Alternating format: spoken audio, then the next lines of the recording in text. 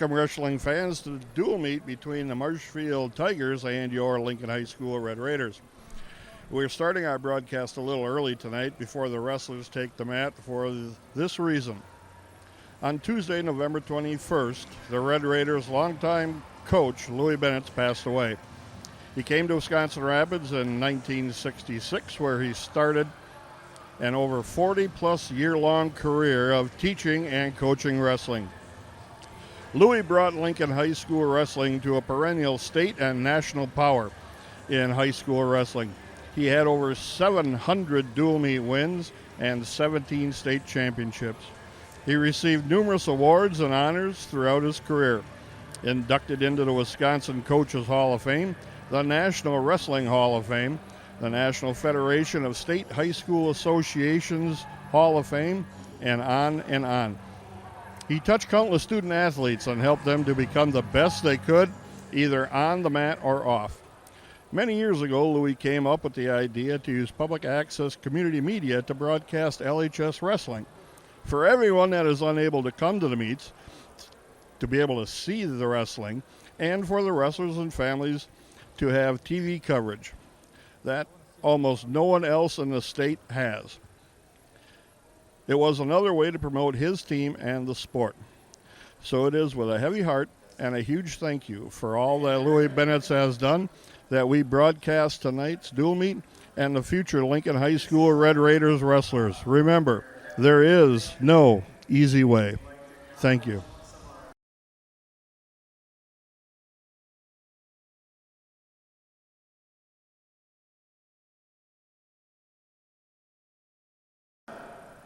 Welcome, wrestling fans, to the Marshfield Fieldhouse. This is Lincoln High School Red Raider Wrestling on Wisconsin Rapids Community Media.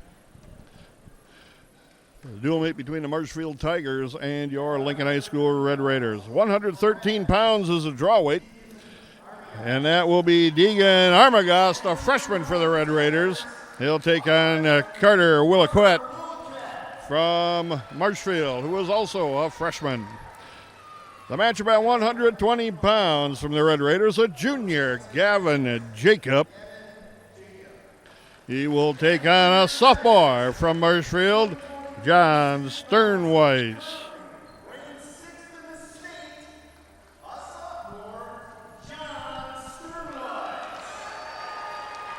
Next matchup at 126 pounds, the Red Raiders have a junior, Landon Freeman. He's taking on a freshman, Cashton Kilty.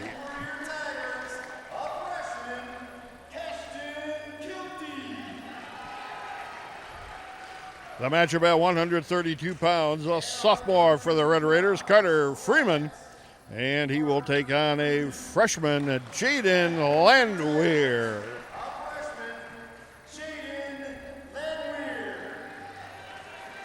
Wrestling at 138 pounds, a pair of sophomores. Wisconsin Rapids has Hayden Armagast. The Marshfield Tigers send out Easton Ledden. The match at 145 pounds has a freshman for the Red Raiders, Chase Gellers, and he will take on a senior, Jace Kelnhofer.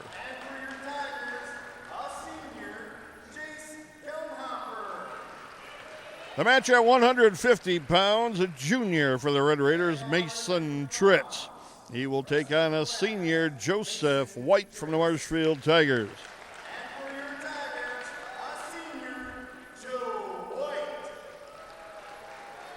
At 157 pounds, the Red Raiders have a forfeit scheduled. Marshfield Tigers will have a junior in Dalton Hagan. The matchup at 165 pounds, a senior for the Red Raiders, Ben Weidman, will take on a junior for the Marshfield Tigers, Graydon Rohde. At 175 pounds, Mark Jeske, a senior for the Red Raiders, will take on a junior, Caleb Denny, for the Marshfield Tigers.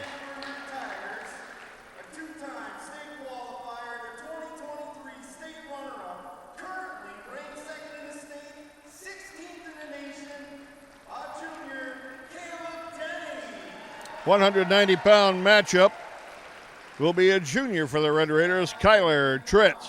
He will take on either a senior, Mason Seidel, or a junior, Owen Griesbach. They will introduce both wrestlers.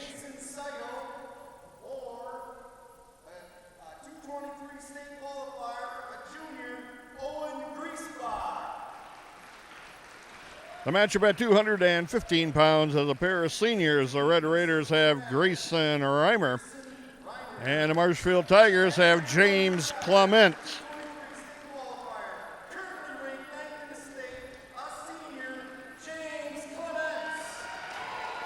285-pounders going to step on the mat now. We got a pair of juniors. The Red Raiders, Tanner Gormanson, and from the Marshfield Tigers, Brock Karolfi.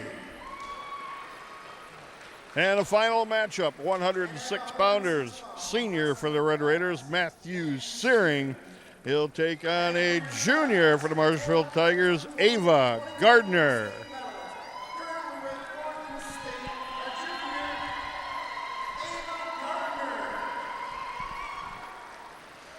Marshfield comes into this dual meet with a 5-0 dual meet record. They were in the Stoughton Duels last weekend. They beat Grafton, Dodgeville, Sugar River, Madison West, and Stoughton. The Red Raiders are 3-2 coming into the dual meet tonight. They were in the Luxembourg Casco Spartan Duels. They defeated Sheboygan Falls 60-10. They took out Shawano Community 60-15. They beat Port Washington 66-18. They lost to a tough team, Luxembourg Casco 45-18, and to Bayport 39-27. The Red Raiders have choice in this first, 3rd, 5th, 7th, 9th, 11th matches. They have the odd choice. And this is Carter Willicat, pair of freshmen going at it. 2 referees here on the mat, 1 head official, 1 assistant. Slide by Willicat. Lifts, takes Armagost down. That's 2 takedown. Armagost going to hit a switch. Gets the reversal. Near fall trying. See if he can settle him back here. Can't quite. 2-2 were off the mat.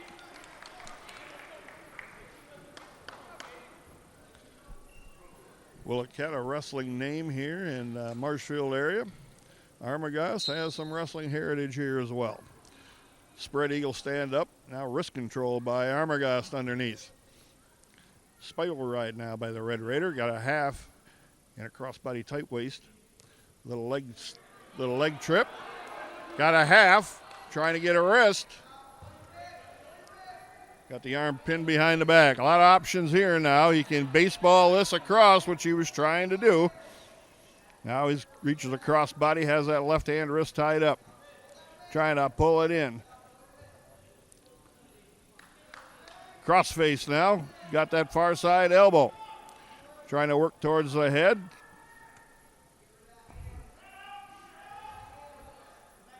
Just under a minute left. Willicat able to get his arms free. Cross face again by Armagost. Trying to change direction and settle him back the opposite ways. Gonna pull that arm. Near fall should be close. Near fall coming for Armagost. He switches positions. Willicat able to roll off his back. Got 2 near falls sitting here, but he's got to break the pinning combination to be awarded the points. 20 seconds left there. He's got his 2. He's ahead 4-2 right now. Again, another cross face. Folds that near side elbow in. Short time left here in the period. One of the Red Raiders' cardinal sins: do not let your opponent score in the edge of the mat or at the end of a period, and Armagost does a fine job stopping that. 4-2 at the end of one period. Armagost of Rapids leads. Willicat's choice, he chose both on their feet. He scored the first takedown, but then it was all Armagost after that.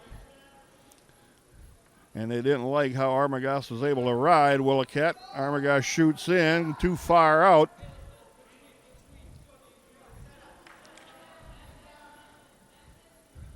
Collar ties by both wrestlers. Slide by again by Williquette. That's what he got the first takedown on. Armagast stood right in front of him this time, says not anymore. Slide by Armagast, then drives in. Tried to get a trip.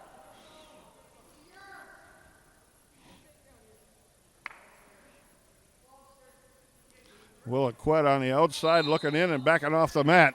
Armagast with the pressure on.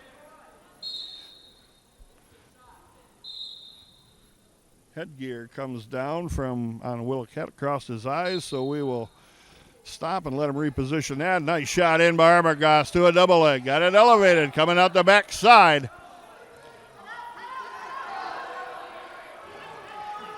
Now we're in a scramble position here. Armagast sitting on his step in, going to catch Williquette. 2 takedown for the Red Raiders. He's ahead 6-2.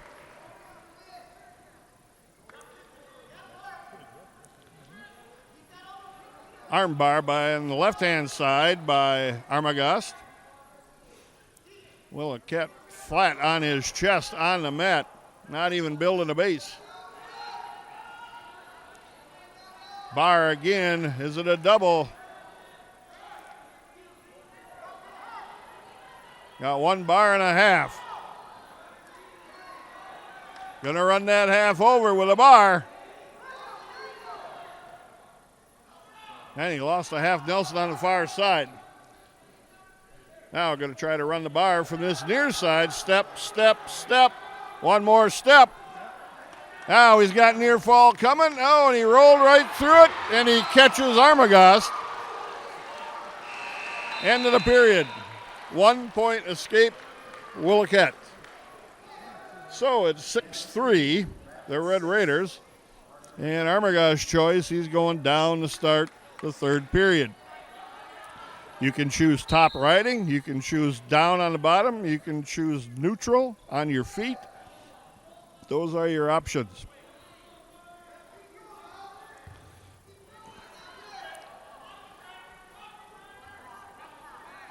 Williquette trying to pull an arm in, and Armagast plants it on the mat. Now he's worked, spins up on a foot, back to both feet up in the air, blocks the lift. Trying to hit a switch on the way down, not quite free. Now got hand control, turns and faces, dives right in on a double. There's 2 more. 1 escape, 2 takedown. Good wrestling at the edge of the mat by Armagast. Now he's got to try and get him inside the mat to try to pin him here, and they're off, says the official. 9-3, 1:15 left, third period. Armagast with a lead. Looking for extra points and probably a pin here. Going to put him on his feet. Going to give him the free ride up and a point. 9-4 now. Now Armagast's got to be the aggressor here. Slide by missed. Williquette down on a knee temporarily, then comes up and his headgear's really loose. Reshot by Williquette. Armagast counters, picks a knee. 2 takedown. It's 11-4 right now. He's up by 7. He's got to get another point to get to a major. Got 40 seconds left. Cuts him loose.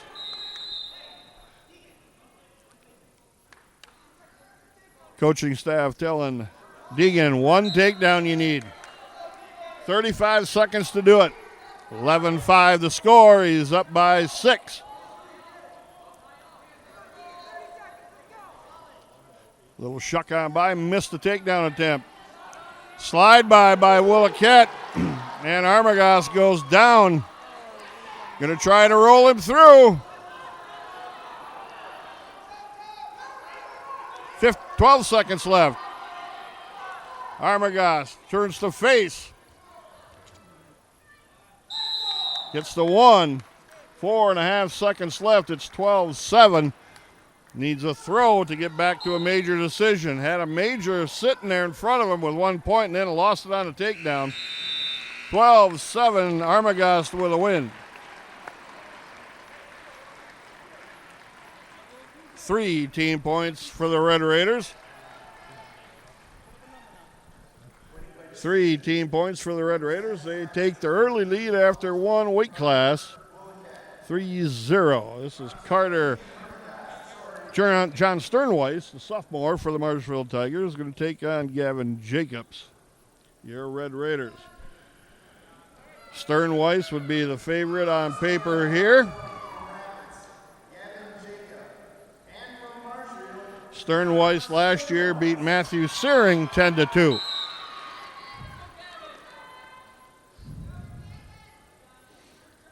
Jacobs last year has had some surprising matches. He's looked not as good at times, but then all of a sudden he's put one really good one together. So he gets taken down here by Sternweiss. And Sternweiss trying to wrap up a cradle here.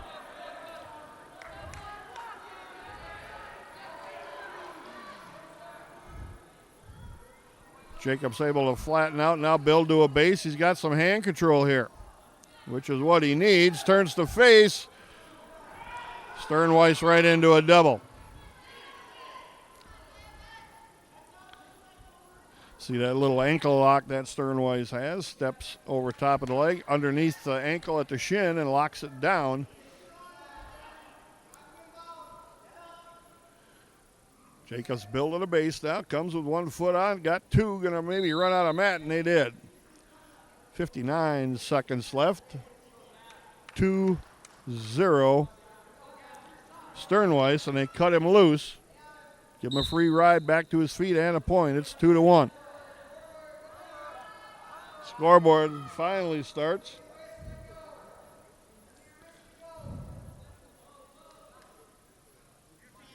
Wrist tie up by Sternweiss now. 2-on-1. Clears it, shoots in.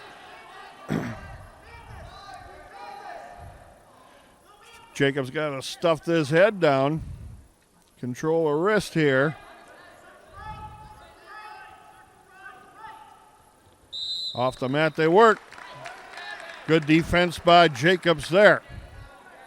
32 and a half seconds left. First period. Jacobs with a toss, catches Sternweiss. That's 2 takedown. Could he pin him here? Sternweiss turned outside and got back to neutral. Chest crusher attempt by Jacobs. 3 near fall. Jacobs has the lead. 1 escape for Sternweiss. 6 seconds left, first period. 6-3, Jacobs. And a 1, 6-3. Good period for the Red Raider.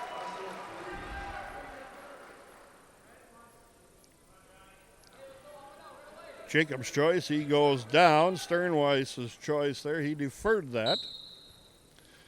Pivot to the feet. Jacobs, Sternweiss lifts, separates the legs now. As he takes Jacobs back down to the mat. Jacobs fought to get his hips flat on the mat, which did a good job of that. Now he can start building from the bottom.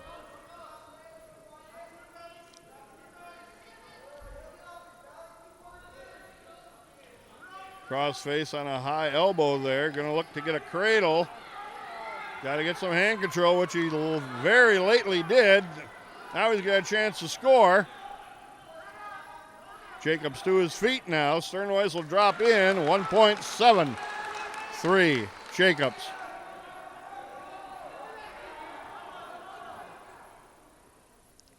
Pummeling for hand control now. Sternweiss likes the hand control on the shot.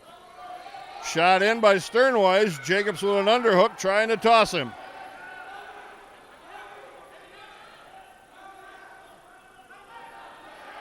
Sternweiss coming up with a single to a double. They go off the mat and they're out of bounds. No score, no control in bounds.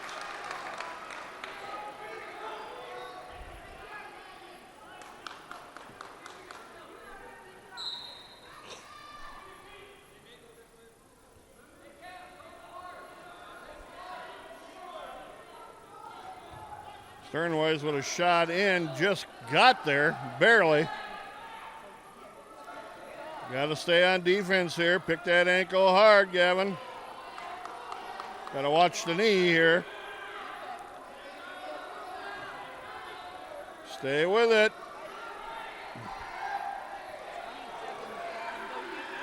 15 seconds left. Got to fight hard, and he had to give up the 2.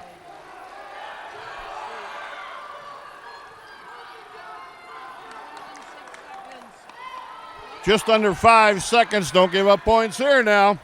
And he fights an elbow down. 7-5.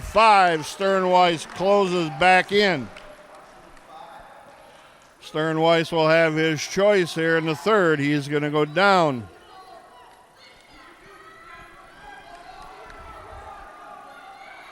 Sternweiss covers.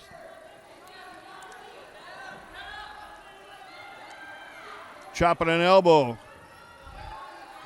Got wrist control. Sternweiss plants a foot on the mat, trying to come up.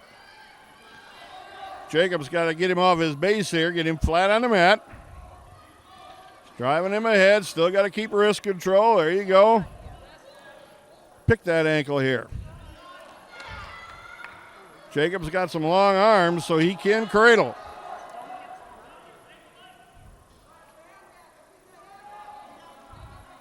Get your hand free. Come up with him. Don't leave him go. Stay with him.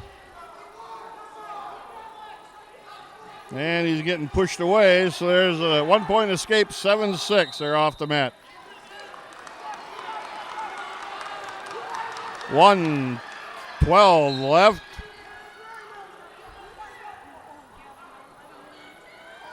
Sternweiss got the back ankle, turned the corner, and took him down. Now he's got the lead, 8-7. Jacobs got to fight through a high base now and get his point back to tie it. 50 seconds left.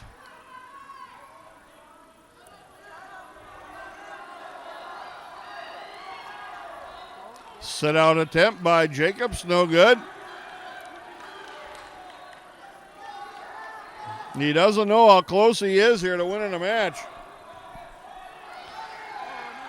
Big sprawl on the mat, now come to a high base, comes up to his feet. 24 seconds left. Sternweiss burying his head, hanging onto a leg. Get your hip off the mat, Gavin. Get your hip off the mat, Gavin. 10 seconds left.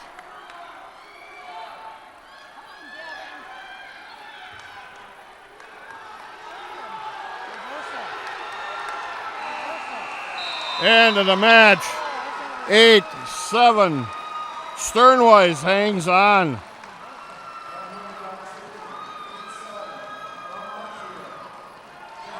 Three points for the Tigers, and we are tied in the dual meet. A match that we should have probably won that we let get away. Next up, 126-pounder Landon Freeman against Keshton Kilty. Freeman is a junior. Kilty is a freshman, but comes out of an incredible wrestling family that has a cousin of his, Macy Kilty, wrestling for the Olympics. So you can expect Kilty's going to be pretty good. Freeman in on a high single. Got a takedown to start with. 2-0 for the Red Raider. Roll attempt by Kilty. Freeman says not this time. Steps inside with the legs. They're going to have him cut him loose. 2-1. Freeman. Kilty tying up hard on the neck. Freeman with a shot in. Stopped. Comes up with arm control at the elbow. Kilty with a shot. Freeman countered.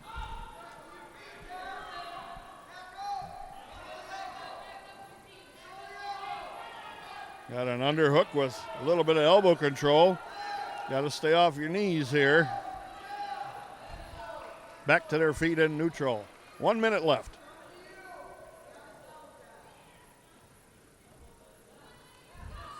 Ankle pick by Kilty. Somehow Freeman flattened him out. To take down Freeman. He leads 4-1.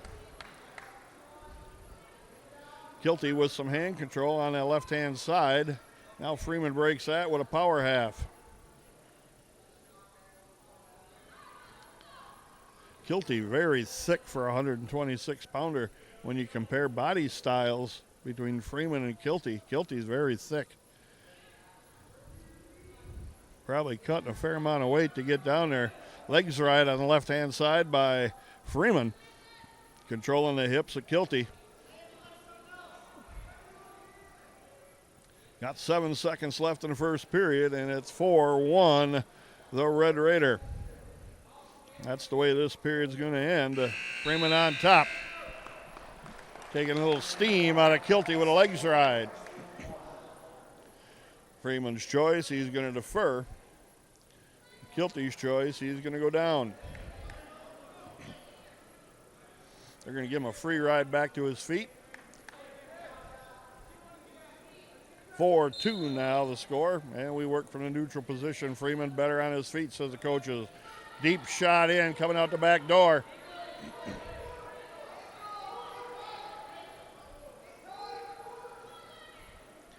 Freeman could sit back and put him right on top of his shoulders and stack him there if he could. Freeman trying to come out the back door here, trying to figure the position out. Trying to turn now, reach back across the body, get the hips covered. There, he's got the takedown. Good solid work by the Red Raiders. 6-2 right now.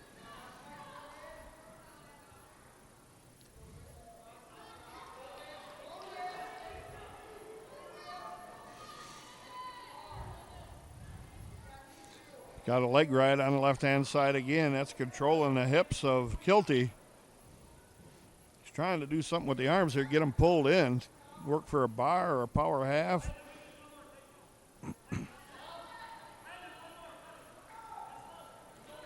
Coaching staff says we need another takedown, cut him loose. It's now 6-3. Freeman shot in again on a double. Got to a single though, got it locked. Trying to come around the corner with it. Kilty reaching in between the thighs. Freeman coming out the back door one more time off a double now, Polish double.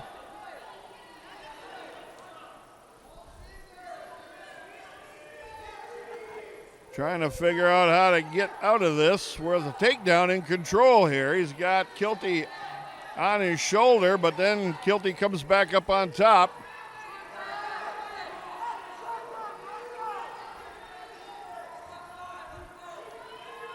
Two seconds, one, end of the periods here. Kilty hanging on to the toe of the foot.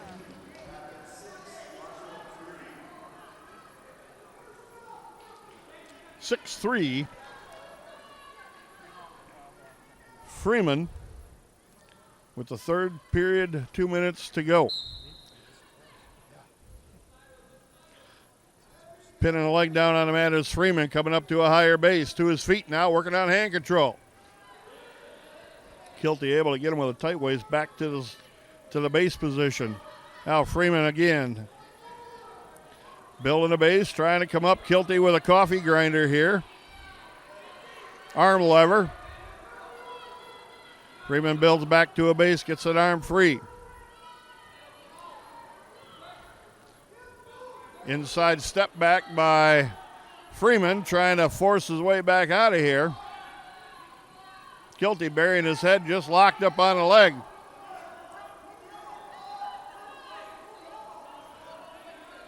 That's stalling right there on Kilty, just burying his head, locked up on the leg. And he's evidently content to do it. Now he's flat on his stomach, locked up. Kilty making no attempt to improve his position here.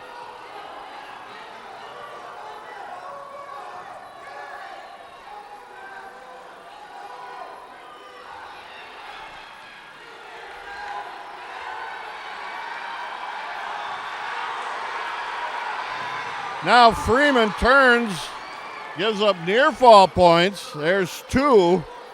It's now 6-5 with 28 seconds left.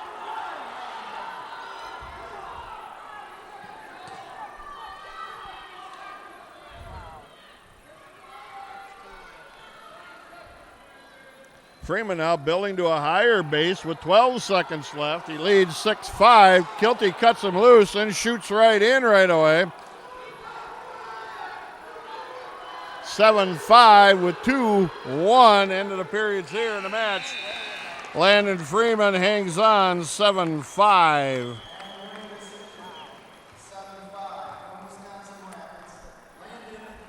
Again, a match where maybe you were looking at picking up an extra point, possibly. But then you let the match get away from you here a little bit. Next up, 138 pounds, a sophomore. Pair of them coming out. Easton Ledden for Marshfield and Aiden Armagast. Your Red Raider. It is 6-3 in the dual meet score. The Red Raiders with the lead.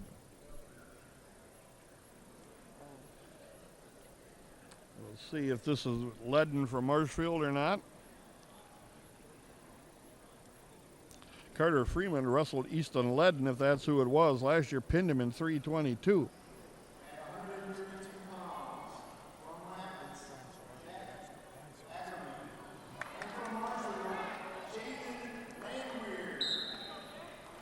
This is Jason Langweir, and the Red Raiders make a move here. And this is Jake Ackerman at 100, or Jack Ackerman at 132.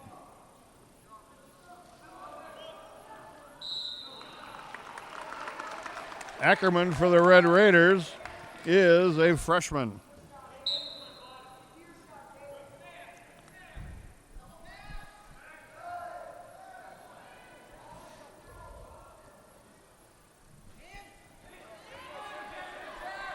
Jack into a swing and out to a body lock, takes him down to the mat. Trying to get a turn here. Got to get your head up. Put him on his back right there. There you go. Get your leg free, get control, 2 takedown. Ackerman in a scramble. That ended up being a lot harder than it started out to be. He had a pretty good takedown shot there, and then all of a sudden, scrambles happen. Armbar now by Ackerman. On the far side, got a half here. Take your time with this and run it over. Straightened him out across the knee, then pulled all the bar and the half out. Now he's got the bar on this near side this time. That's what a lot of young wrestlers get a little impatient. It doesn't happen right away, so they back off of it. And you have to stay with some of these pinning combinations and give them time to work. You see Ackerman a little impatient here. 2-0, 29 and a half seconds left. First period, Ackerman of the Red Raiders. Last year, the dual meet was 40-27 Marshfield. Red Raiders looking to avenge that loss and step up in the state rankings here a little bit. Nice bar on the wrist now by Ackerman. There you go. Ran it over that time. Got some near fall coming with 5 seconds left. Get your head up, sit out on it. This is getting tighter. Oh, and they run out of time. 3 near fall, Ackerman. One of the Red Raiders' traits, you want to score late and not give up points late. Ackerman put 3 on the board there. He leads 5-0. Ackerman's going down. Caution on Marshfield. You get 2 cautions, and then you get points taken away from you to your opponent. Nice catch. Got it caught on his back. That's flat right there. And the ref didn't see it. It was flat again. And the ref didn't see it again. He's in bad position. He was on the side instead of at the head. 3 near fall Ackerman. He's up 10-0, excuse me. Now he got a half and a wrist again. Take your time, make sure it's right, and run it hard here again.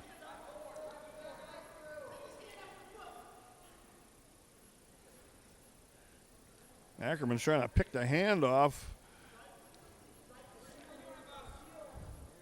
And Ledden is just hanging on to the foot, not building a base, doing nothing, just hanging on to a foot here. Now he reached back, trying to improve. Follow. There you go. Nice work by Ackerman there. Didn't quit wrestling.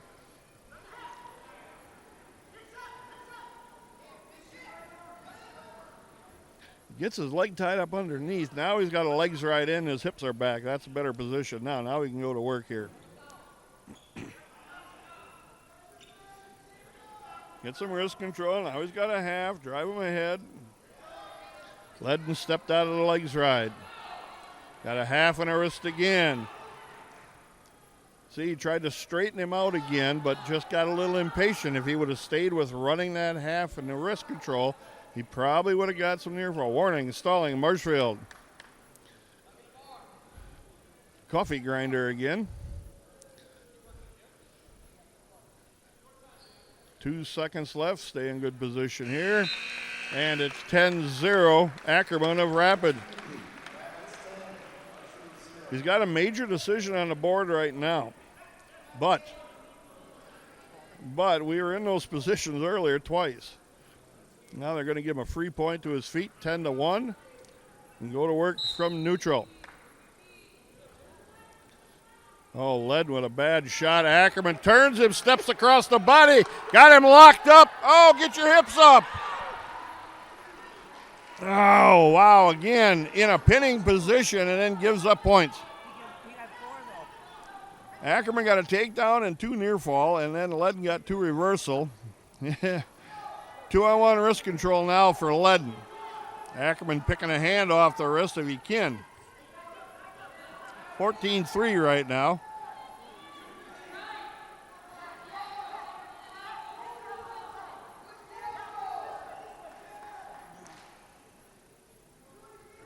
Clearing the hips is Ackerman, trying to turn the face. Turns the face, gets a reversal. It's 16-3 right now with 1:08 left. Again, if he's just patient, he could pin him. He just has to be patient. Got a nice arm, pull that back, works the bar. Works the wrist on the far side.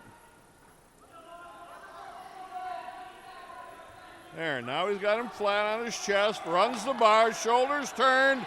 There he's flat. There he's flat again. Pin, Ackerman.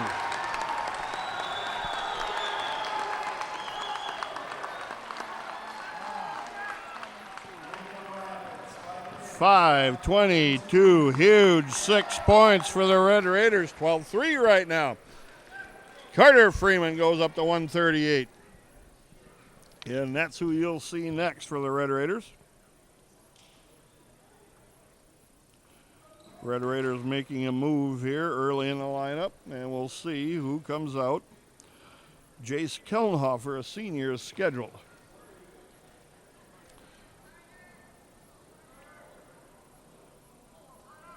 Excuse me, Ethan Ledden scheduled.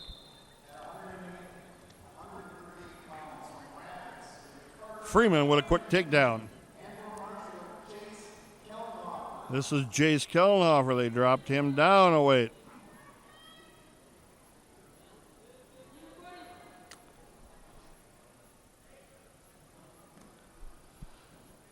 £138 matchup. Freeman with a quick takedown right off the whistle. Now they're going to cut him loose.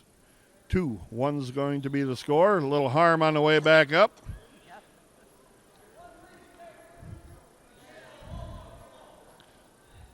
Collar tie, inside shot, comes back out, spins around. One move to the next, to the next, to the next. That's what you like to see.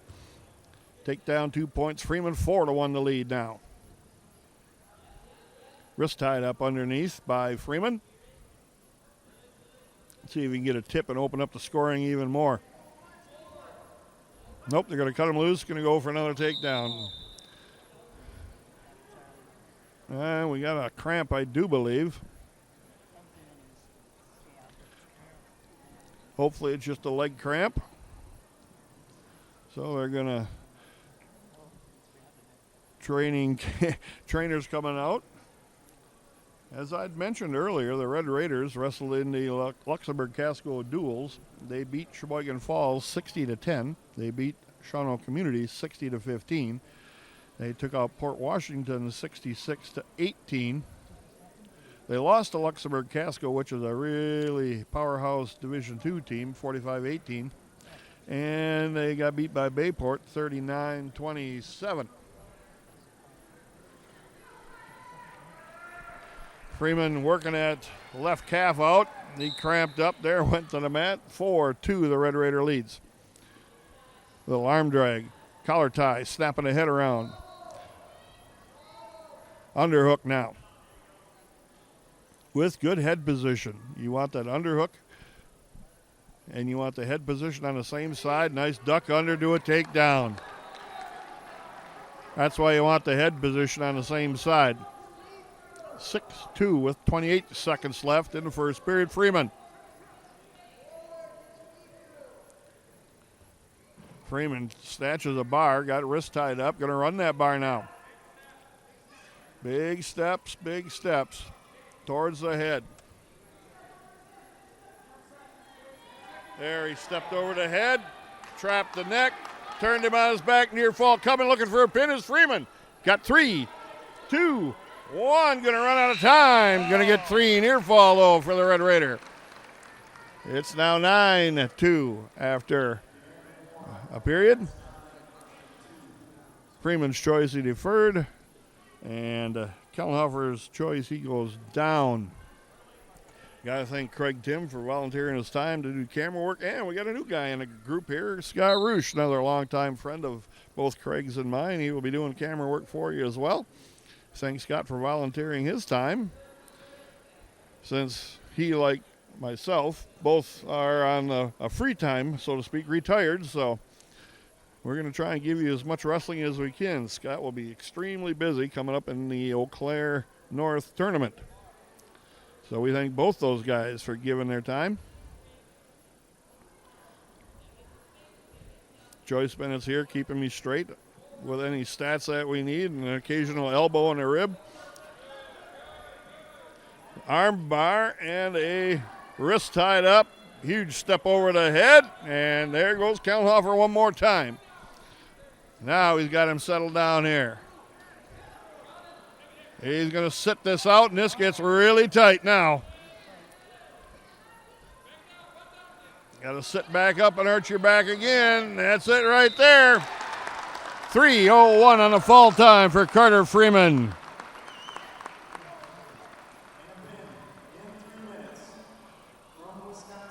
Six more Red Raider team points. 18-3 the dual meet right now. Eden Armagas coming up at 144 pounds. And that was due to the move the Red Raiders made at 132 pounds. And Jake Kellenhofer was moved, so I'm going to say Easton Ledden maybe. I'm not sure.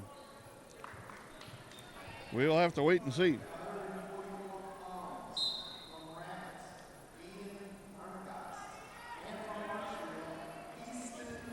This is Easton Ledden. Doesn't make any difference to Armagast. He's got a takedown already. Ledden moved up and Armagast moved up too, so that would have been the match no matter where we've seen him. Armagast with good wrist control, trying to fight that out across the back. Lost the grip on that, got a good tight waist, and they were out of bounds.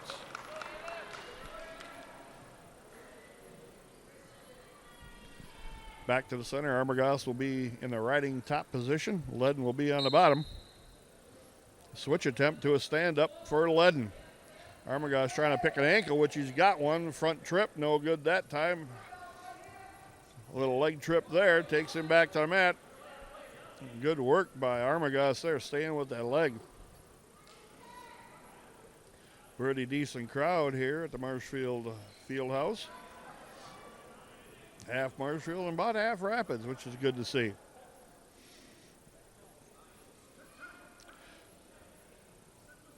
Arm bar, and then they go off the mat.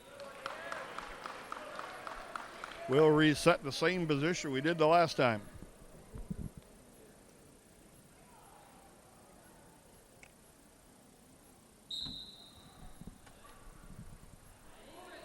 Ledden with a hard stand-up, and Armagost caught that leg. Front trip took him right back to the mat again. Got an arm tucked in now, but he loses the grip on it. Ledden rolls his wrist and comes right out of it. Now 2-on-1 wrist control underneath with a tight waist. Ledden comes to his feet. Armagost cuts him loose. 2-1 now with 30 seconds left. First period. Armagost looking for another takedown. Shoots in. Got stopped that time. Ledden with a shot this time. Armagost stuffing that head hard. Got time to finish it if he hurries here. Facelift. Oh, almost had a facelift coming. It took him right to his back. Just ran out of mat. 10 seconds left. Got time for one good shot. Arm tie by Ledden. Going to just control here. And the 1, 2-1, Armagost. Ledden's choice. He's going to defer. Armagost's choice. He's going down. See what Armagost does from the bottom, what his plan is. Just bases off to start with. Spread eagle. Works up to a high base. Trying to hit a switch, which is done. Gained a little space between his hips and Ledden's and hit that switch. Nice work. 4-1 the lead now for the Red Raider. Arm bar again. Take your time with this now. Trying to get a double arm bar, but Ledden is balling up underneath, keeping his arms tucked underneath.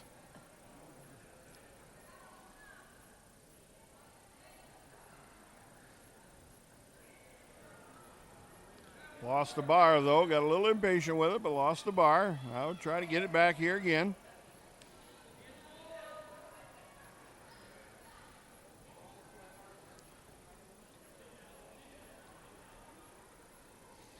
Ledden working towards the sidelines to get a fresh restart. Warning, stalling Ledden. Hey, there's a good call. Now, Armagost turned him inside a little bit. Got a loose bar here. Couldn't quite get it to stay. Now he's trying to dig it in again. Now got a bar on this side. Around the corner he goes. Big step. Trapped the head with it. Ledden goes over. Near fall is coming. Pin for Armagost. 3:25 on a fall.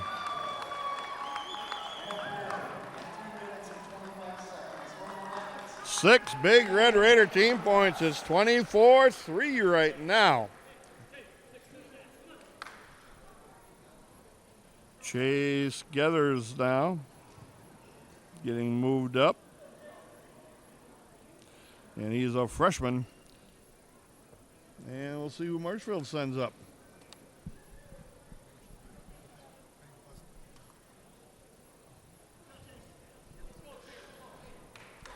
Geathers, and we'll see who this is.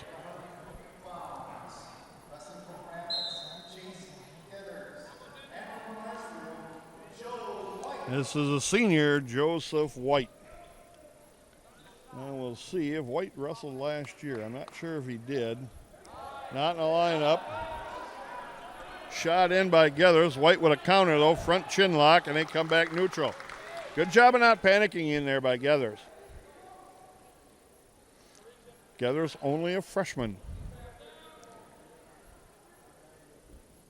You may hear the coaching staff holler at Geathers and a couple other wrestlers, get your elbows down. You don't want them flying out sideways.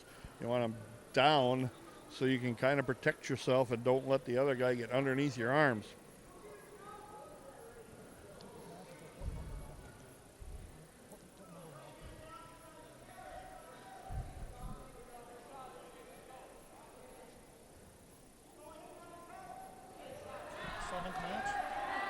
Geathers in on a shot again. See if he can finish it here. Oh, don't quit in there.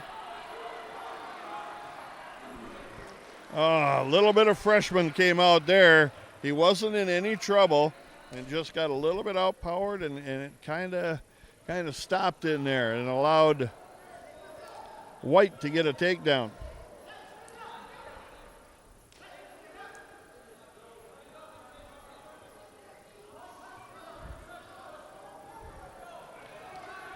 Gathers trying to get some hand control to a sitting position, now back to a base.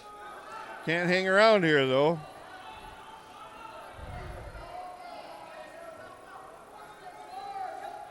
Cross face looking to get a cradle here is White.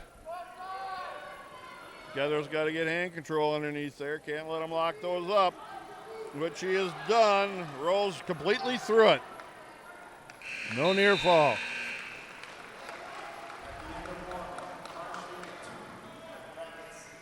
Two 2-0 White of Marshfield after one. Gathers choice, he deferred.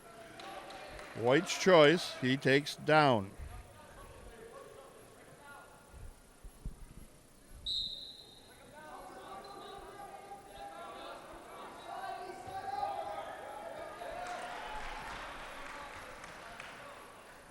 One on the escape, and White shoots into a single and gets there. Steps through, gets the legs separated. Gathers has got to get his leg down and flat, which he has done.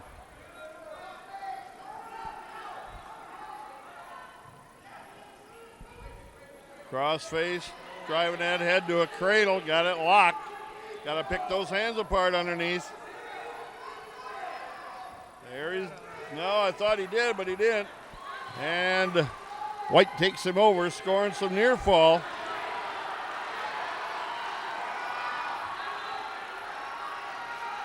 Got to pick some hands. You got a hand right there. Pick some hands apart.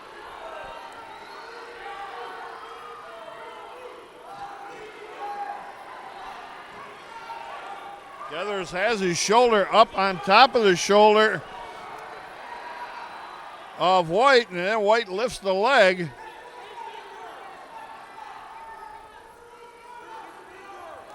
And he survived it.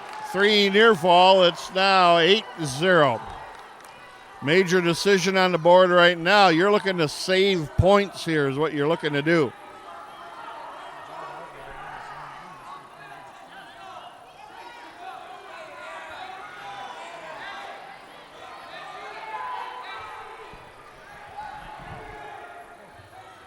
Got a cradle locked up again, and over goes Gathers one more time. He's trying to roll through. He caught White on his back. Get your head up and keep him here. You can't let him out now. This is your opportunity. You have to keep him here and pin him. Get some chest pressure on him. 3 near fall. Now we got to get the score straight.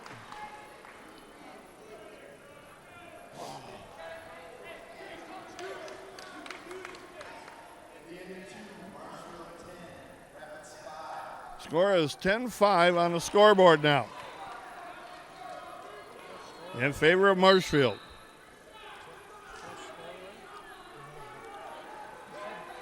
Third period coming.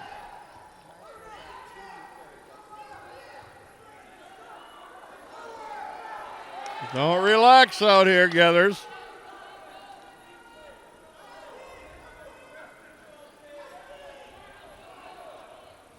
Shot in by Gathers, but he got stopped coming in.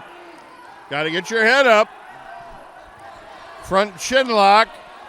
Around the corner goes goes White, excuse me. He gets a takedown. It's 12-5. Gathers got to get a point here and get back out.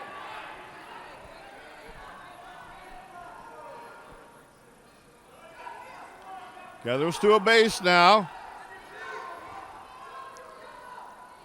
Minute 8 left. Roll by Gathers again. He's got the reversal. Now get a wrist and flatten him out here. Now you can see the young guy here struggling with what to do. 13-7 with the point for White.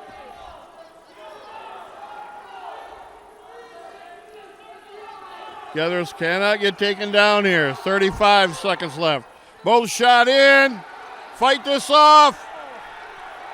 And Gathers gets taken down. It's 15-7 right now.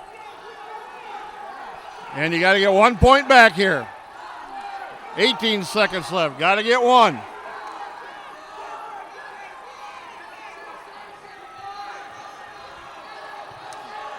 8 seconds left.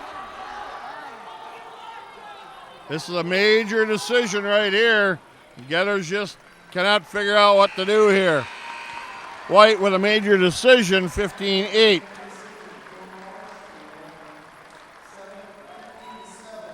Four team points. Again, that's a young Red Raider there. I gave White all he could handle. Now we got 157-pound weight class.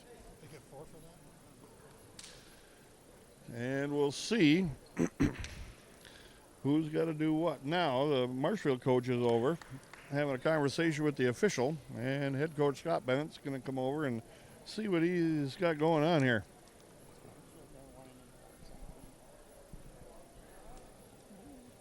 They're looking at a weigh-in sheet here, I do believe.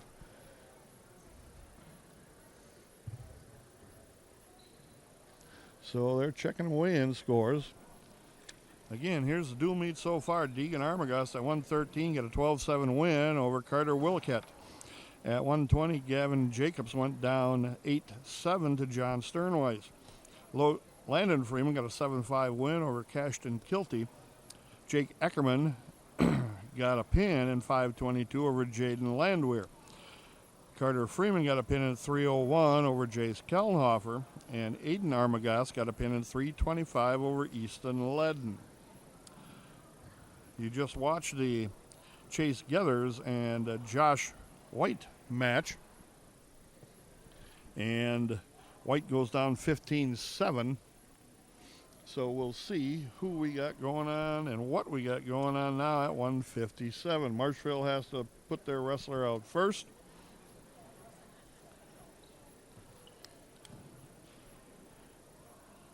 They had a Dalton Hagen listed, a junior, who wrestled Mason Tritz last year, and Mason Tritz tech-falled him 16-1.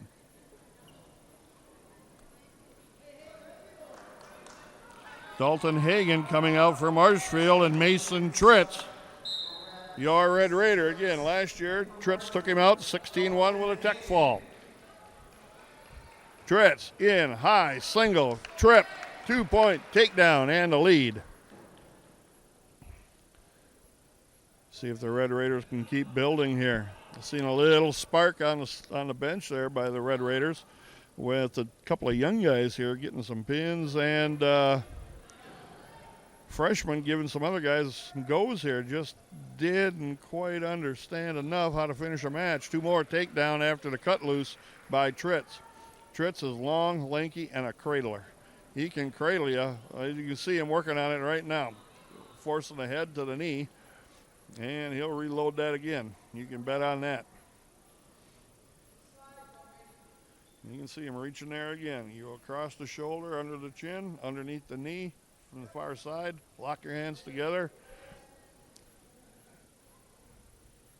Wrist control now on the left-hand side. Tritz is looking for a half. But Hagen hanging on. Quiet crowd now, right now. Craig just said that, and there's your cradle.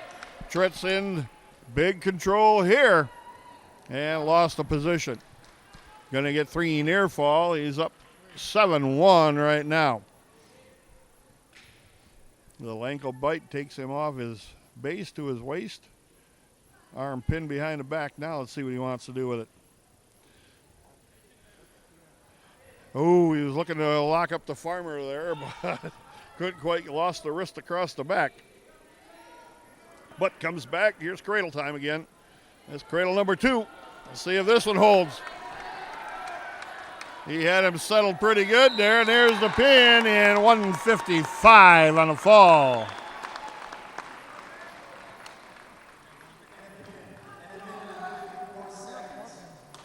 Six more Red Raider team points, 30-7 right now. Bennett Weidman at 165. And Graydon Rohde, a junior, scheduled to go. Weidman already out on the mat.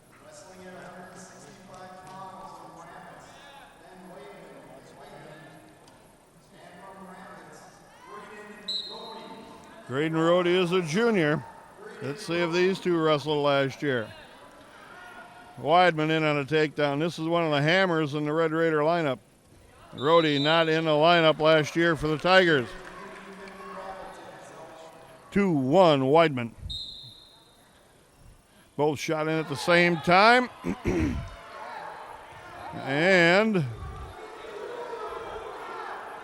Weidman fights hard, never quits wrestling. You can see Rhodey's put together here. He's a pretty powerful guy. Weidman's at 165 right now. Weidman with a shot in again. Pins a leg down. Cross body, lifts, takes him down. Good technique by the Red Raider. Weidman might be a good 157 pounder as far as size-wise goes. But wrestling ability and technique, Weidman is going to be able to handle a lot of people here.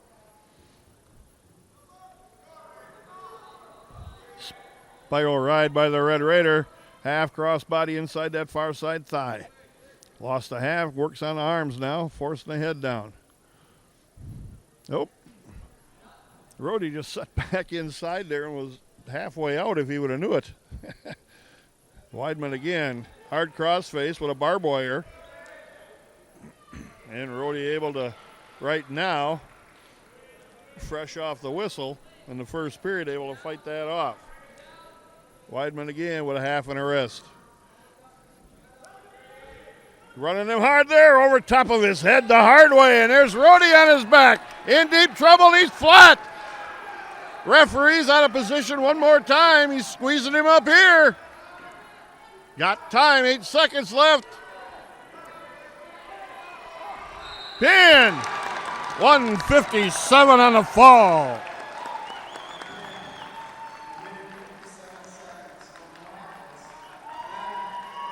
How many pins is that? 36-7 right now. We're not out of the woods yet. If Marshfield pins everybody, they can score 30 points. They got 7 right now, so that would be 37. Rapids has got 36. They need to win one match. Mark Jeske waiting at 175, pacing, waiting to take on a Marshfield Tigers. Probably going to be Caleb Denny, one of the best wrestlers Marshfield has. Advantage here for Denny. Last year, Denny wrestled Lucas Bean, who graduated, and beat Bean 11-3 at 160 pounds. This year, they're up to 175. Nice little counter by Jeske. Jeske is a senior for the Red Raiders. Denny is a junior. So even if Jeske survives without getting pinned, just gives up a technical fall, that would end up in a possible tie in a dual meet. Then you go by the most pins.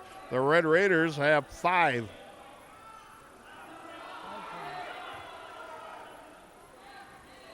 Denny with an underhook, pushing Jeske kind of around the mat now. And they're off the mat. Caution, Denny jumping to start.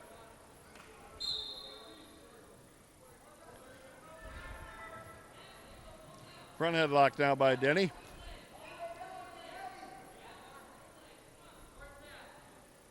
Inside leg trip, missed it. Front chin lock. Around the corner he goes, gets a takedown.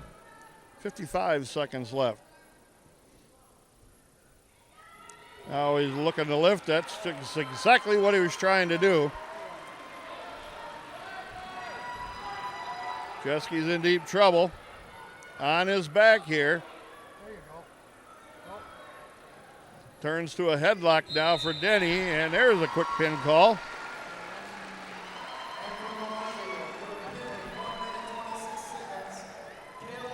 $126.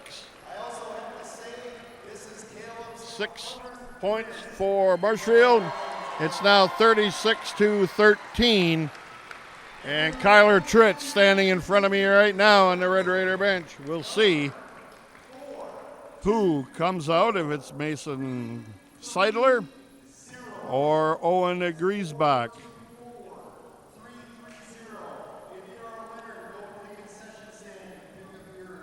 This is where you want to end it, right here with Tritz. He can end the dual meet with a win here.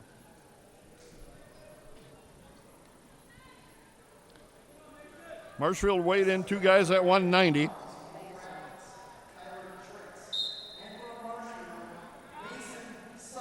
This is Mason Seidel, a senior, and Tritz.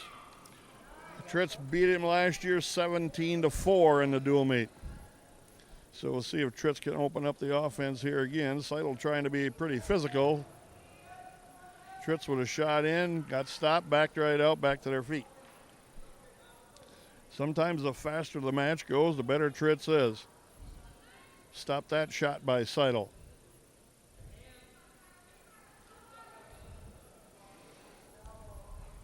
Again, you wrestle somebody or you compete against somebody time after time, and the matches tend to get closer because you've seen each other, you know what each other does, where their strengths are, where they beat you. There's a blast double, and that's what Tritz is known for, to take down the Red Raider. And he's going to cut him loose, give him a little harm on the way up. Cut him loose 2-1. Tritz's best work is on his feet.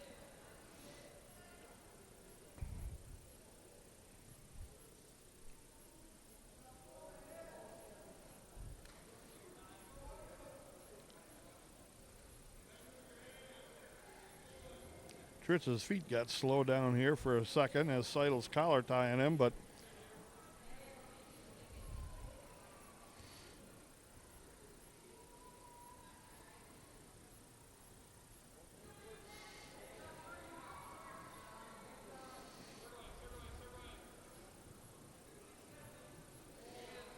Seidel not really doing anything here except collar tying and blocking, and Tritz not able to score off it, so there's a blast double by Tritz. Drives through, lifts, takes him down.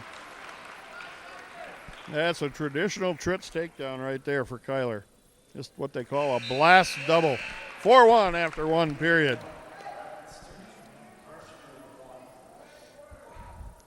Tritz's choice, he deferred his choice to the 3rd period, and that'll give Seidel his choice, and he chooses down.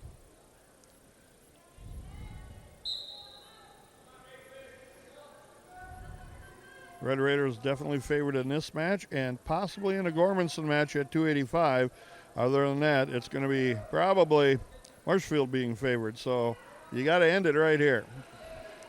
Tritz cuts him loose pretty easily after he burned a little clock. Front headlock now by the Red Raider. What's he going to do with it?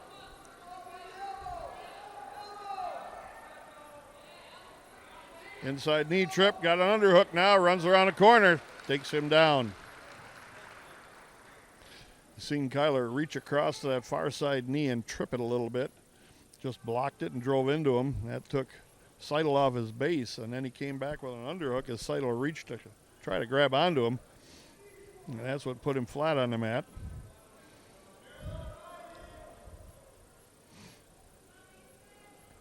Tritz burning some time on the clock here. 57 seconds left. 2nd period. He leads 6-2.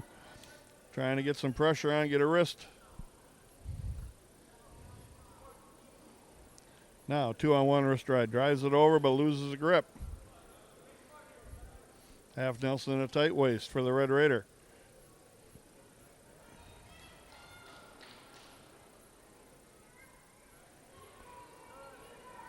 Chopped in on an elbow, got a wrist control again. Got to keep Seidel inside the wrestling circle now, score some points with it here. 20 seconds left.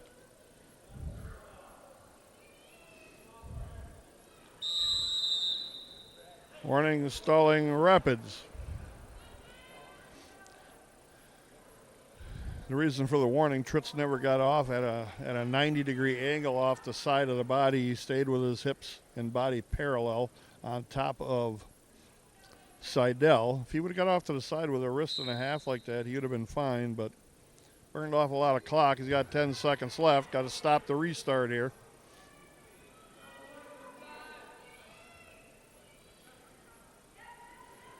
Inside of a second and the period. 6-2 Tritz. He already signaled down. We'll see how long Seidel can hold him, if at all. Tritz hard to stand up to his feet. Can't hold him. 2 seconds it took. Tritz was out flying. 7-2.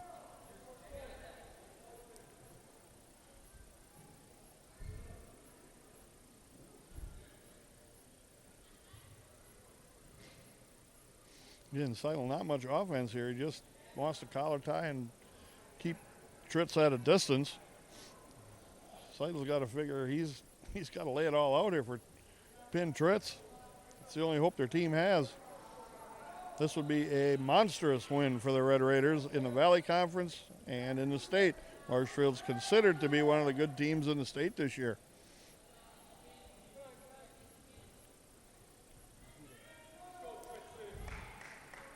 Tritz will probably look to get Seidel to stand a little tall one time and hit him with a blast double one more time. A minute left. Third period. Both on their feet. Action has slowed down considerably here.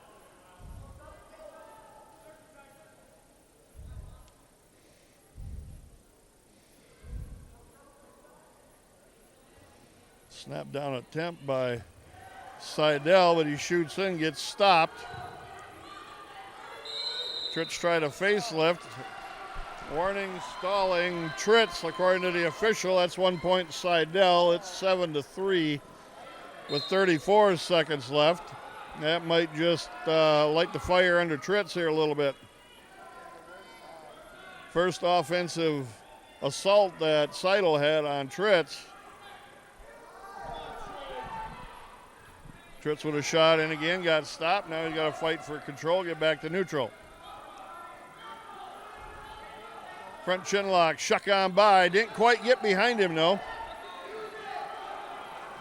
5 seconds left. 7-3. Tritz going to hang on for the win. That salts away the dual meet.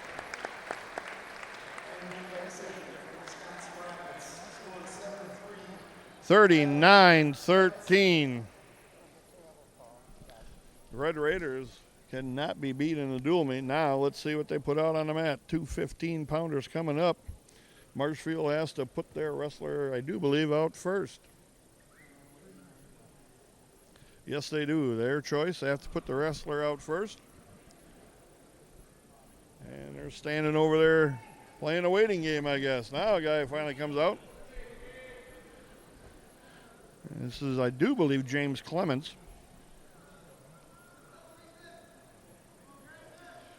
James Clements last year, if this is Clements. Red Raiders are forfeiting at 2:15. So Marshfield picks up an easy 6. 19-30-39, the Red Raiders. Here's the Red Raiders heavyweight, Tanner Gormanson.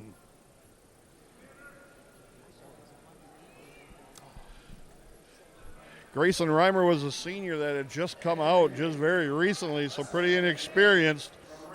Get him to work into a better wrestler here throughout the year.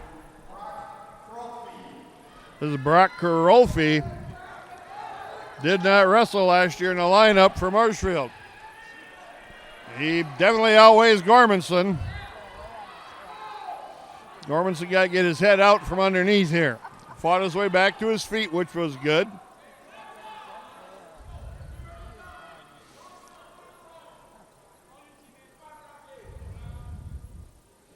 Now you'll see a different style of wrestling here. A lot of push, pull, hug, collar tie, slide by. Around the corner, Gormanson goes to takedown for the Red Raider. Gormanson. Karolfi working to stay hard on his base here. And comes to his feet. Gormanson takes him out of bounds. 2-0 with 1:08 left, first period. Gormanson of Rapids. This is where the Red Raider lacked a little bit last year, was on top, especially with starting. He just does not start hard where he knocks a heavyweight off his base. He's got a heavyweight usually gets a step on him here, and he's got to play catch up. And that cost him a point there. It's 2-1 now. Gormanson with a lead. And Karolfi heavy on the head. Tries to get a slide by. Missed that. Trying to get to a headlock off an underhook, but can't get there as Gormanson steps around and counters very well.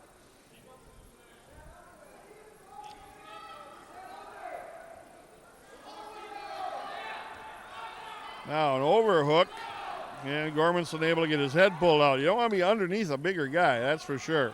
Pinch headlock by Gormanson now. Back trip tried, missed it.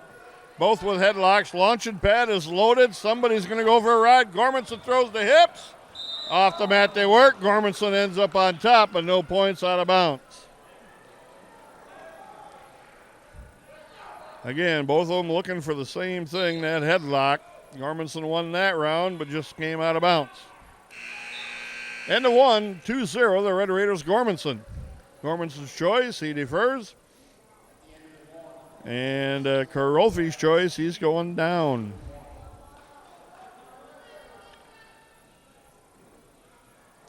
Caution on Gormanson, improper hand position.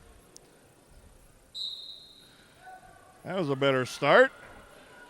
That was a better start. Keep the big guy trying to get his balance underneath.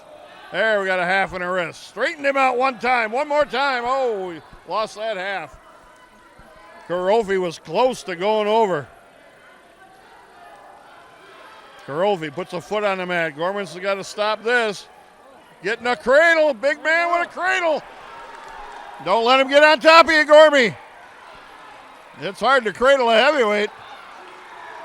2 near fall. Gormanson, 1 escape Karolfi. 4-2. Collar tie and an underhook for Karolfi. Gormanson got to get his head up. Can't get underneath the guy. Karolfi's trying to get to the headlock.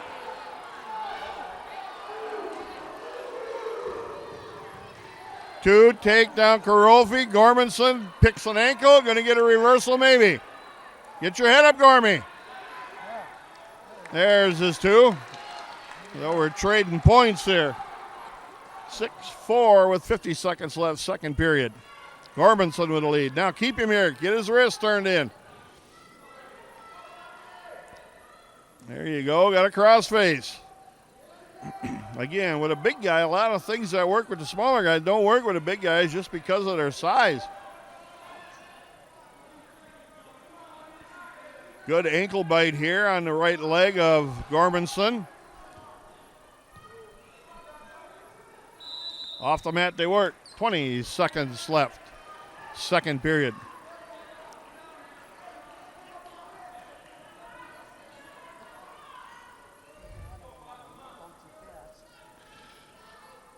Early season wrestling, big guys, it tends to slow down here. Karolfi to a high base now. Drive him ahead here, Gormy. Watch a roll coming. Get an ankle, but there we go. Got an ankle bite in here.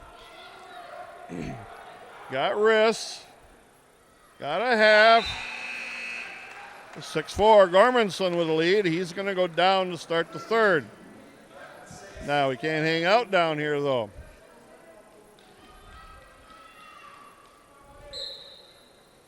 Gormanson no start, just based off.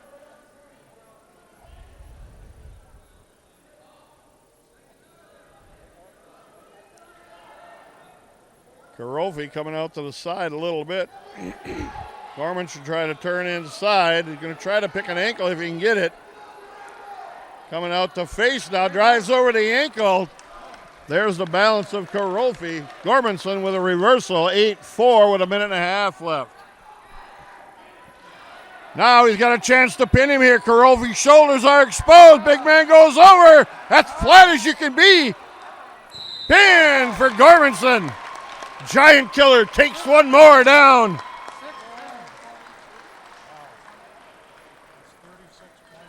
Oh, 4:42. 6 Red Raider team points, 45-19. This announcer is in a little bit of awe here. The Red Raiders are coming to play tonight, boy. This is a pretty surprising dual meet score. And we got 106-pounder Matthew Searing, a senior, against Ava Gardner, a junior. And that's right, it's Ava. She's a girl, but don't discount Ava Gardner. She can wrestle.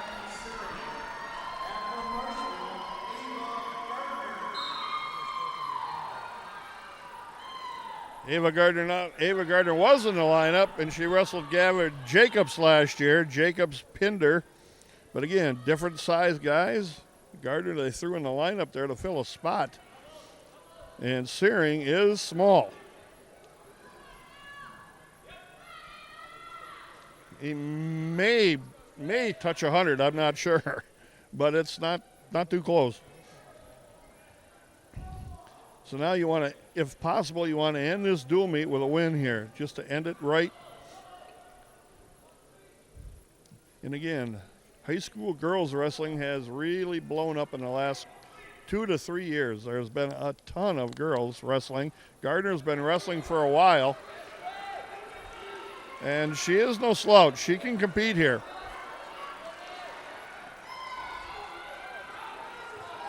Jacobs gets to a body lock if he can. Takes her down. 2 Jacobs.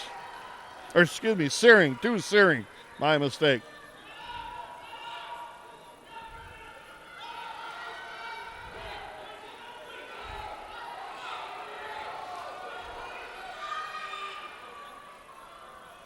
Front trip regains control temporarily, but Gardner right back to her feet. And Jacobs got to cut her loose. 2-1 Jacobs.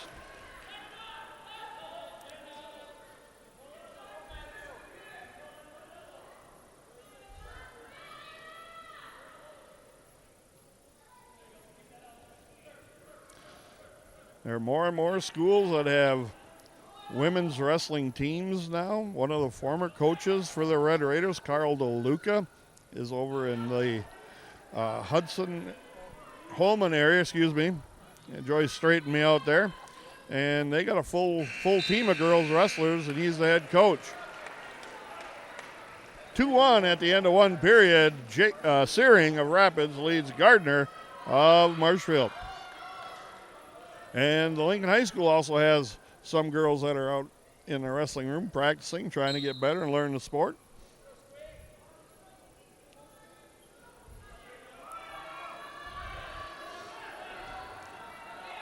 Gardner with a tight waist, working to try and get an elbow pulled back.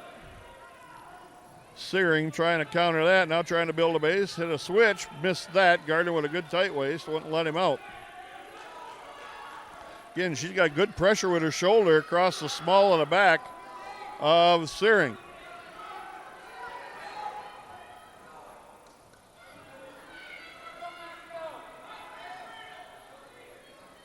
Searing's trying to figure out how to keep some hand control, which he just lost, and build a base to get up to his feet. Tried to hit a switch again, couldn't do it. Now he's got his arms pretty much free. He's got to build a high base now. She's got a good tight waist, driving ahead, takes him off his base. Warning, stalling Jacobs. Coaching staff didn't really appreciate that, but they know they got the dual meet in the bag, so you kind of sometimes pick your battles here. Big, deep, tight waist by Ava Gardner on Searing. Now Searing's got to get that arm forced ahead. That's one thing he lacks is power. Warning, stalling Gardner. One warning apiece. Second warning for either wrestler is a point for their opponent.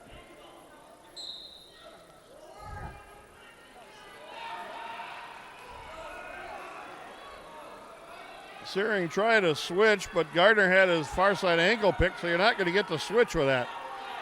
20 seconds left.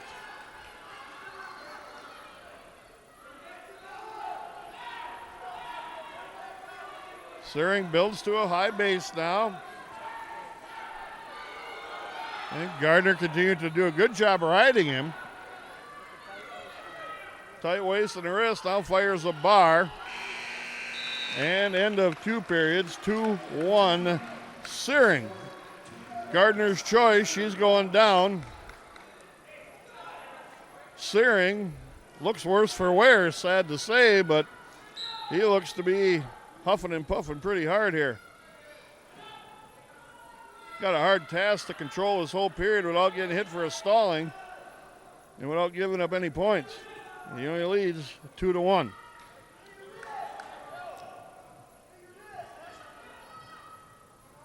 There's a good position there. Now get under the other wrist. Now he's got a half in her wrist. Tried to straighten her out, but she got rid of the half. Again, the power thing hurts Searing immensely. Get another half in her wrist. Get off to the side. Straighten her out. There you go. Keep working it.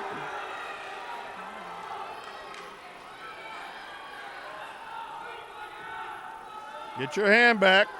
1:07.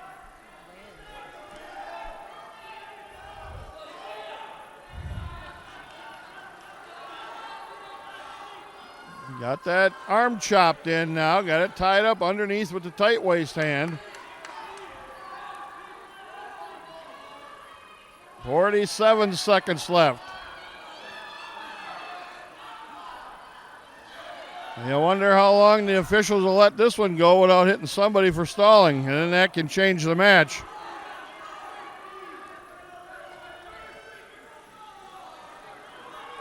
"30 seconds.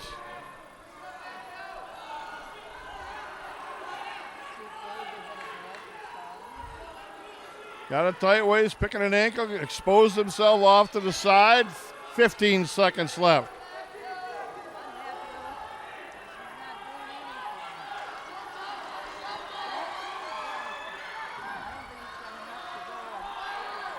Five seconds inside. Matthew Searing hangs on for a 2-1 win. 3 team points for the Red Raiders. 48-19, the dual meet. The Red Raiders take down the higher ranked team in the Marshfield Tigers.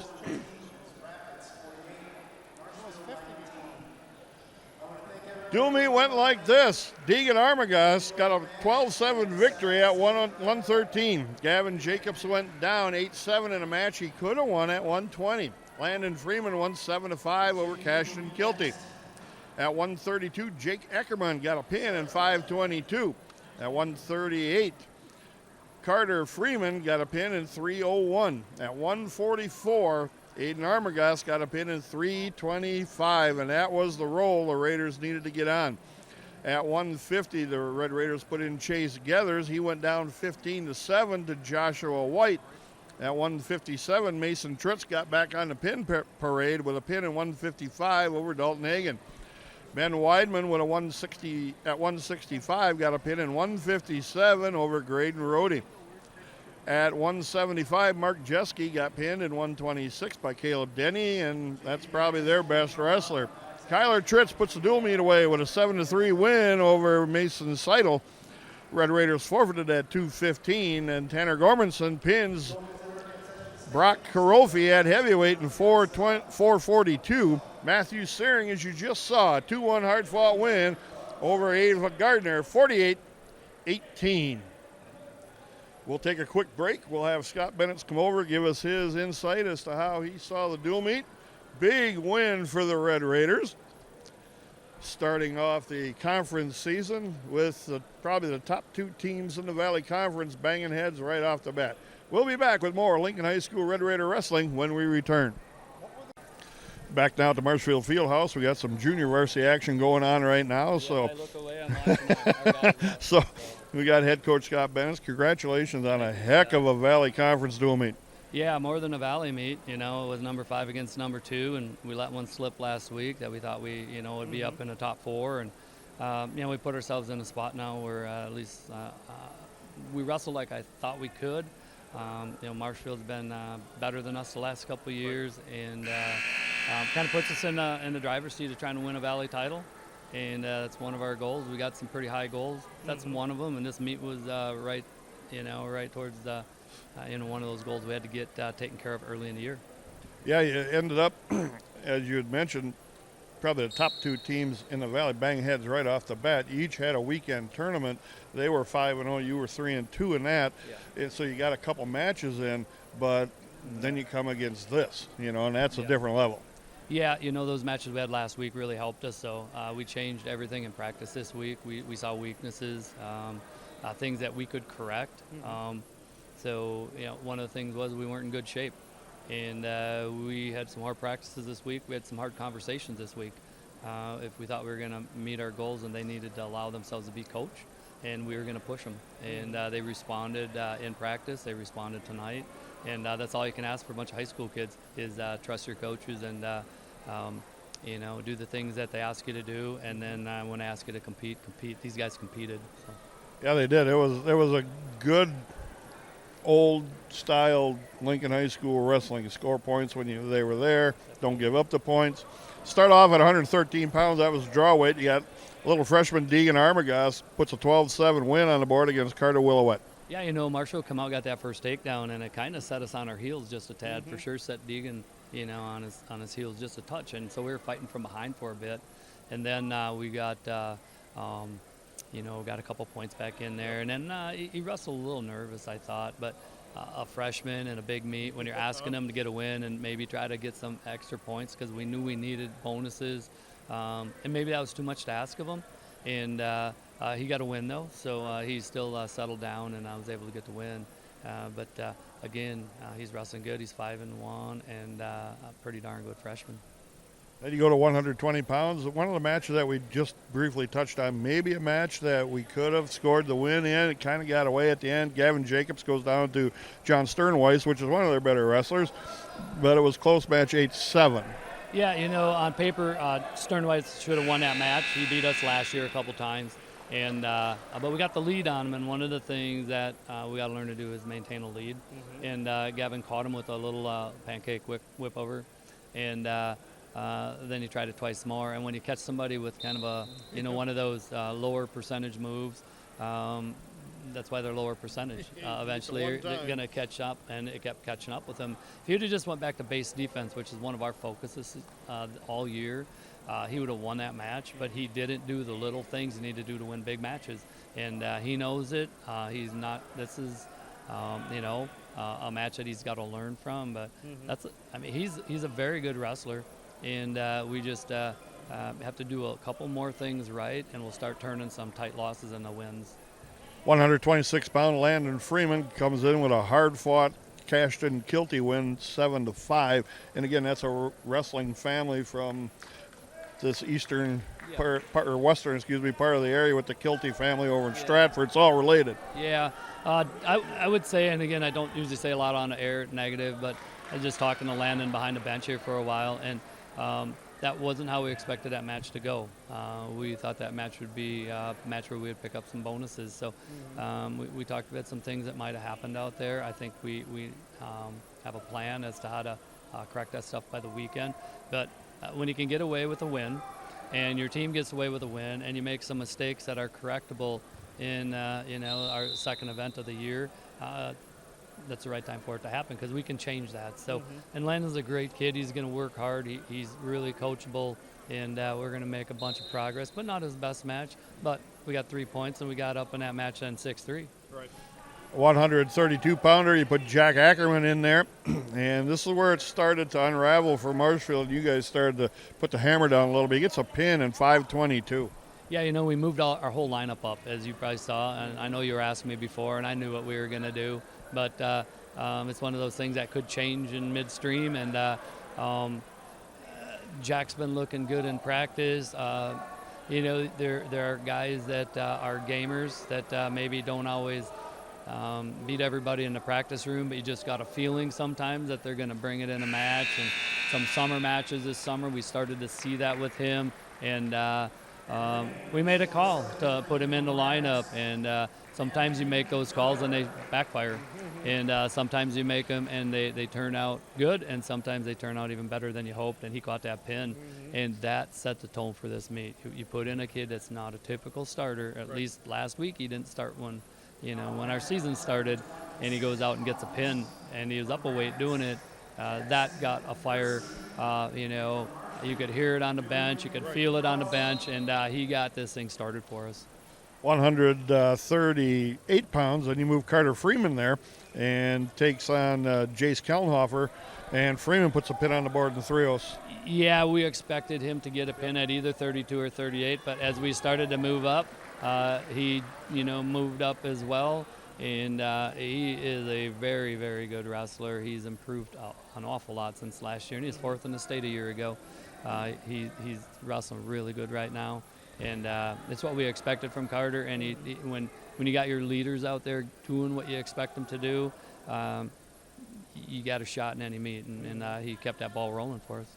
Next match at 144, you move Aiden Arbogast up a weight class, and he gets a pin in 325, and that was the third pin in a row. And you can see Marshfield's mental demeanor start to sink back in their chairs. Yeah, when you start trading pins for wins, it's 2 wins for a pin. And so we were starting to get the pins, and we were starting to pile up and get. Anytime you start getting pins and you get past 7 wins, you're putting yourself in a chance to win a duel, especially if you can find that 8th one, then it's over. And so once we started picking up those pins and the wins, because then by that time we'd had 5 wins, and then we had 3 pins in there, so all of a sudden we were in a pretty good spot with some of our guys, in the top end coming. So we wrestled, that match really sound. Aiden sometimes technically may make some mistakes, but he's very athletic, and I thought that was maybe the best match he's wrestled in his career, as far as just 0 mistakes, wrestling just good position, doing the little things we talked about in practice this week, and it finally, he round that guy to the point where he caught him in that turn and pinned him. So, yeah. You put in Chase Geathers at 150, move him up a weight class, and he gets Joseph White, and that was a 15-7 win for Marshfield, and it was close to him not giving up the extra point. Absolutely. Close, though. Yeah, and so in Chase's defense in that one, even beyond that, though, is we forfeit 57 right now. We won't in about 2 weeks, but we're forfeiting it tonight, and our option was to move Mason to 57, put Chase in, or leave Mason on size, and then give them 6 points on a forfeit. Right.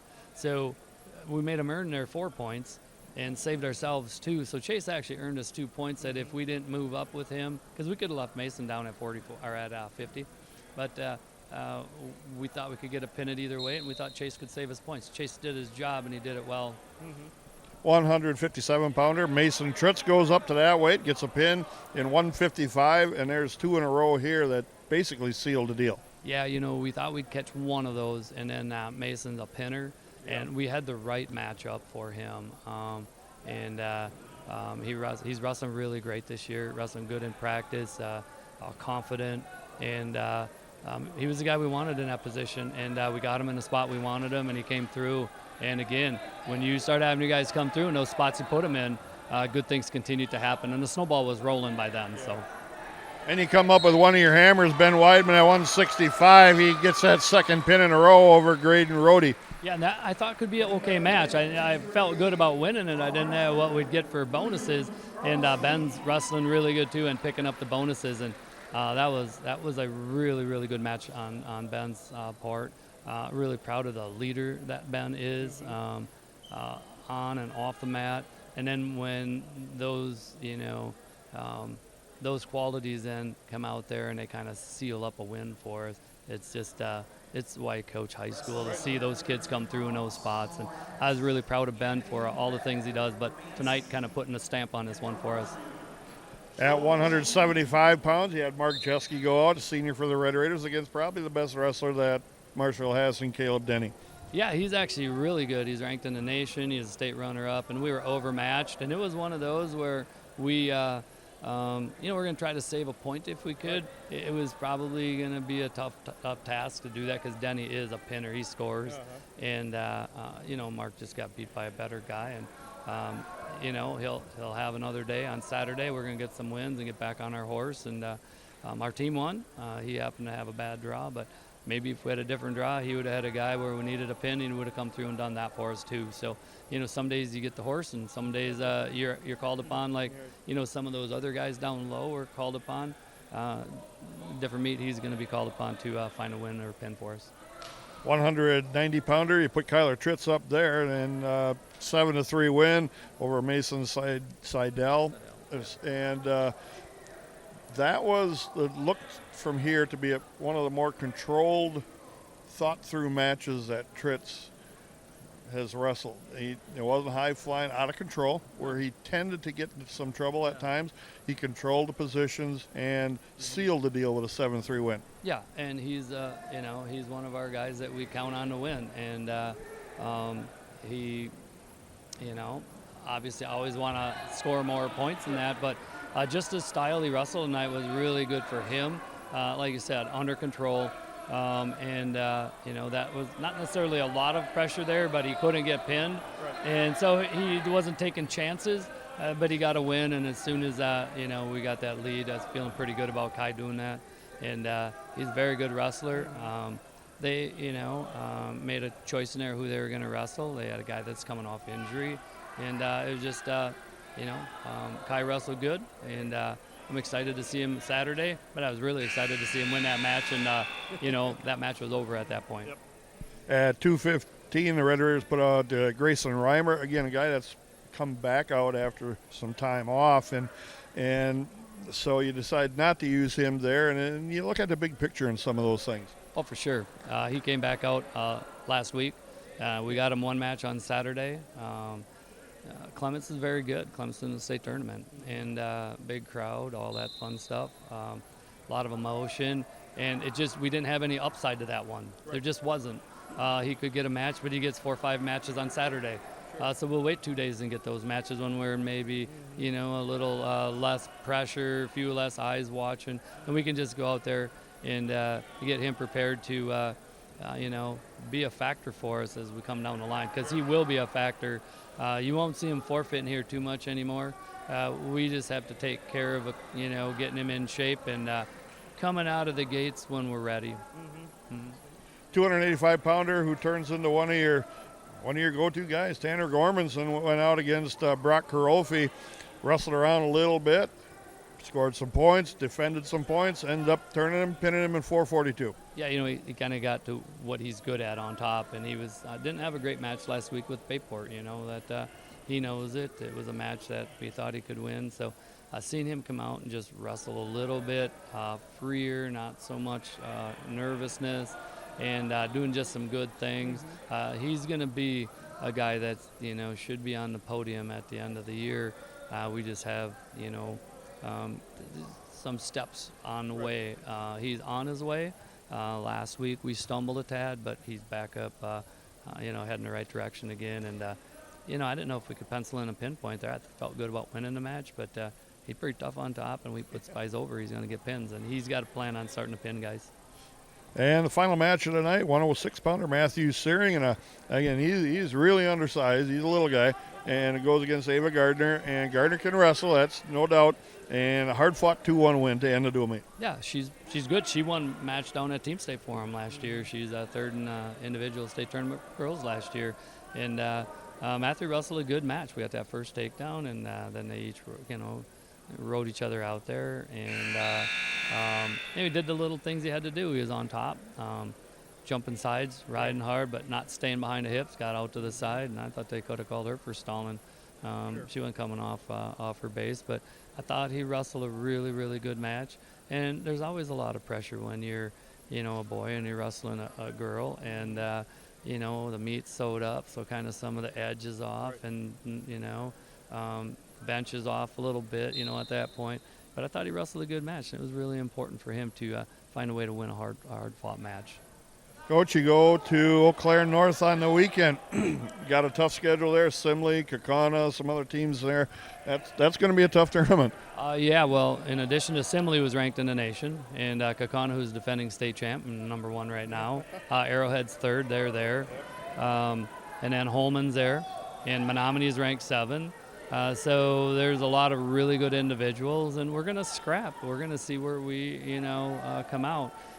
We always like going to the Bob Downing, and they canceled the tournament, so it was in June when we found out. So this tournament had an opening, so we jumped in, and I don't know what it's going to look like. I'm excited about it because we take our girls. We have 5 girls on our team now. Our girls go with the varsity, and then we ride the same bus, and we take our JV guys to Eau Claire Memorial. So we all go on one bus, and then we split our coaches and kids up.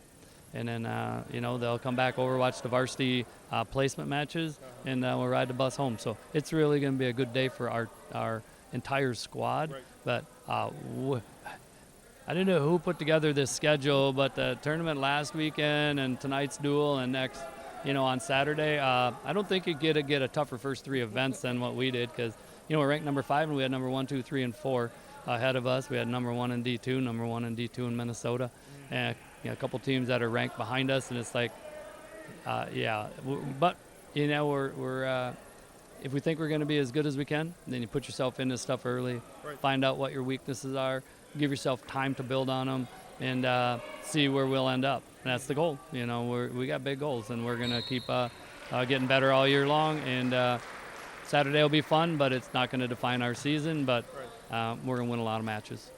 That's good, Coach. Thanks for stopping by. Congratulations on a huge Valley Conference win, and one that will be talked about around the state, I'm sure. And we'll bring you that Eau Claire North tournament when we head up there. And thank you very much. Congratulations. That's it for now on the Wisconsin Rapids Community Media at Lincoln High School Red Raider Wrestling.